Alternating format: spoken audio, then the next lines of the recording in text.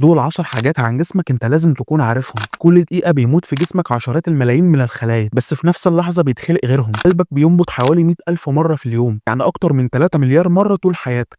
دماغك ما بيحسش بالألم، هو اللي بيفسر الألم لكل جسمك، بس لو اتأذى هو نفسه ولا كأن حاجة حصلت. علشان كده بعض جراحات المخ بتتعمل والمريض صاحي. كليتك بتفلتر حوالي 180 لتر من السوائل يوميا، كل نقطة دم بتعدي عليها أكتر من 30 مرة علشان تحافظ على جسمك نضيف ومتوازن. الضحك مش بس بيريح النفسية، ده بيشغل أكتر من 15 عضلة في وشك، يعني كل ضحكة أنت بتضحكها تقدر تعتبرها تمرينة لوشك. جسمك فيه عدد بكتيريا قد خلاياك تقريبا، بس أغلبهم حراس مش أعداء، يحموك من جوه من غير ما تحس. عظامك أقوى من الحديد 5 مرات بالنسبة لوزنها، ومع كده مرنة جدا، يعني ربنا خلقها قوية بس مش قاسية. عينك تقدر تميز أكتر من 10 مليون لون، والمخ بيعيد حساب الألوان دي كل مرة تتغير فيها الإضاءة. اللسان من أعقد العضلات في جسمك، لأنه مكون من 8 عضلات شغالة مع بعض طول الوقت، بتخليك تتكلم وتاكل وتتنفس في نفس اللحظة. جسمك بيقدر يجدد نفسه طول الوقت، يعني جلدك بيتجدد كل شهر، والعظام بتتجدد كل 10 سنين تقريبا. يعني فعليا انت مش نفس الشخص اللي كنت عليه زمان. وفي الآخر لو فدتك بحاجة ما تنساش تتابعني.